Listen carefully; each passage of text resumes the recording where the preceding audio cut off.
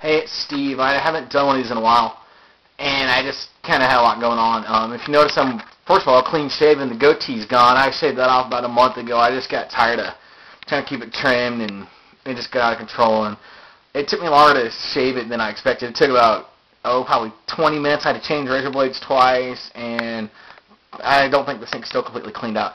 And if you notice, I'm wearing all purple today. They're the only one of my sports teams that even did anything this weekend. Missouri lost to Texas Tech 24-17. Had a 17-3 lead and blew it. OU lost to A&M and was never in it. And TCU, I think, needs a shot at the national championship. They are the number 3 team in the country. They went into Salt Lake City, played number 5 Utah, number 5 in the country. Blew them out by 40. TCU, I think, is a team that can play with anybody. But we'll never know because they're a small conference team. They could even beat Boise State this year, I think. I think the only team they might have trouble with will be Oregon, just because Oregon's running game, that awesome running back they got, like Michael James. But other than that, TCU's got an awesome team, and unless they're in a BCS conference, they'll never win. They'll never even get there, which is too bad. I'm going to pretty much just talk about NASCAR and the NFL now. I went to the AAA 500 or whatever it was Sunday, the November fall race. I go every year for free. Gary Reeves is an awesome man and takes care of fellow Kansas fans, so thank you, Gary. Appreciate it. He gave me his pit pass. I was in the No Limits garage, and now I know why they call it No Limits, because first of all, the line to get down there, no limits, and then the people down there had no limits on that. There was, I don't know how many people down there, a lot. They cram them in there like sardines down there, or like a bunch of Mexicans on the back of a truck. I think the most commonly heard phrase on pit road Sunday, sorry. And then I'm always like, that's okay. I'm like not a pushy person. I try not to get in people's way and stuff. And like, especially when I was walking down pit road and going through the 24, 48, and 88 pits.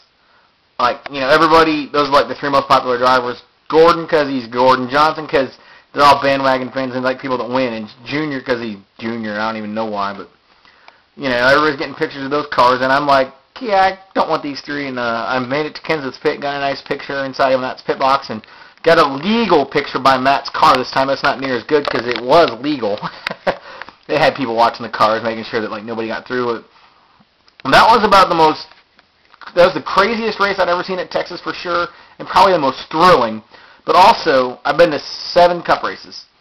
Have had 6 different winners in 6 previous cup races, and Denny Hamlin broke that streak, which was fine because he's now the points leader, and I really think that 11 car is going to take the championship. He's been confident all year. He's been able to back it up. That team's been able to back up what Denny's been saying because his crew chief has been saying the same thing, that, you know, they're going to win it. And Denny like went out and, you know, he said he's going to win Martinsville, and he won Martinsville. He said he was going to close up after Talladega, and he did. He said he was going to take the points leader at Texas, and he did. There's confidence in cocky. Cocky is, you know, but Denny is confident, but he can back it up. If he can back it up, you know, talk away. And I also think there seems to be a kink in the 48's armor because they changed pit crews at Texas, and they swapped pit crews with Jeff Gordon after Jeff Gordon got in that fight with Jeff Burton, which I'll talk about later. But they just weren't as competitive at Texas. Yeah, they led a lap, you know, when they're cycling through green flag pit stops and everything. They led a lap, but he just wasn't a factor. He was about a 10th, 15th place car all day, and he wound up 9th. So Denny Hamlin started 30th, and he worked his way up through the field. He's notorious for that. But that was also the 3rd time I've seen my driver Kenseth finish 2nd at Texas. And one of these days, he's going to win one for me while I'm there. All 3 races, he had either been leading with either 1 or 2 laps to go, and he gave Denny a heck of a race, and I knew he was going to race Denny clean, and he even said that, you know, he always knows Matt Kenseth is going to race him clean, and that's another reason I like Matt, because he's a clean racer. And as for the fight with Jeff Burton and Jeff Gordon, those were about the last 2 people I would expect to get in a fight. Gordon's a scrappy little guy, he's got to be, but I don't think Burton wrecked him intentionally. That's not like him. He's respected as much as like Mark Martin and Matt Kenseth on the track.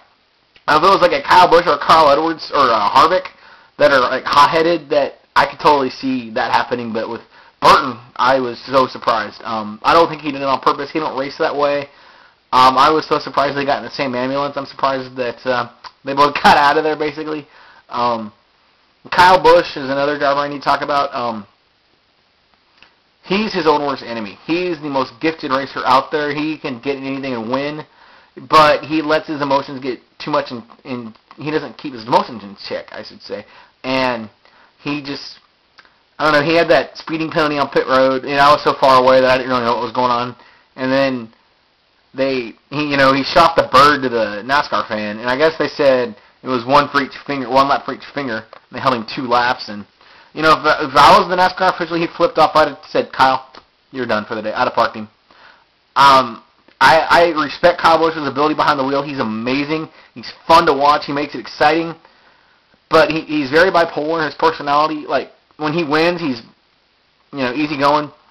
But I don't know if he's too hard on himself or that he expects to win every race, which the great modified driver at Nevada Speedway, Doug Shoup, told me that you're not going to win them all, and you're going to lose more than you win. And Denny needs to learn to be a gracious loser, and he's not. Did I say Denny? I meant Kyle.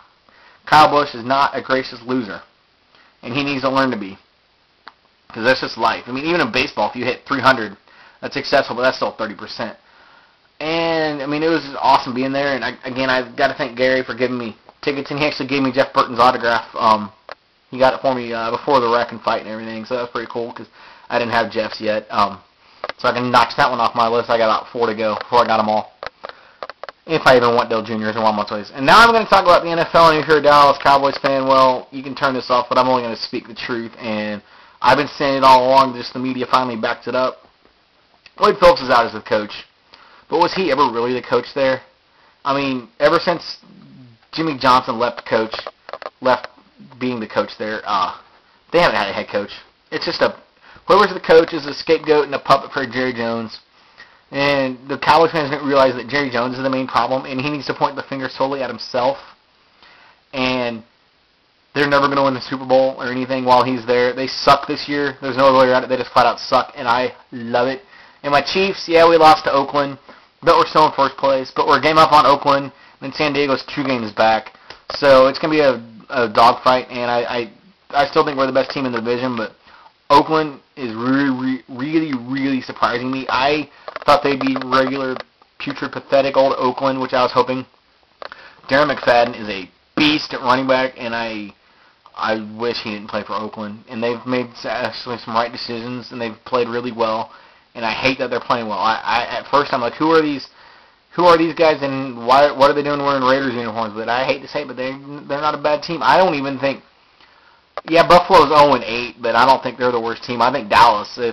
Dallas is just awful, and there's no other way around it. Their defense just can't stop anybody. They don't even try. Their offense, Rome was hurt, but he wasn't effective. John Kitna is like 38 years old, and I like the guy. He's a good Christian guy. He's a really good guy, but he's done as a quarterback, and their running game is non-existent. Their offensive line can't block, and I'm probably going to get murdered for saying this, but I don't care. I'm just saying the truth. Dallas is just awful. They're just, they were supposed to win the Super Bowl this year because it's in Dallas and everything. Yeah, you know what? Dallas is still going to go to the Super Bowl if they can get tickets. They're going to be watching it. I think right now the best team in the NFC is probably the Giants, but that's so wide open. The best team in the AFC, oh man, Pittsburgh's good. They squeaked one out last night. New England's good, but they lost to Cleveland. Jets, it's wide open. Now, I don't know. I'd throw Kansas City up there still. We're probably about 5th or 6th best in the AFC probably. But it's wide open. This is a wide open season. It's like this late in the season, I can't predict who's going, which is awesome. We'll find out together. That's really about it. I'm so glad I got to go to the race for free again. Just ready for April. Hope a couple buddies from Michigan come on down and watch the race with me. That's really about it. I hope you guys all have a great week. Take it easy.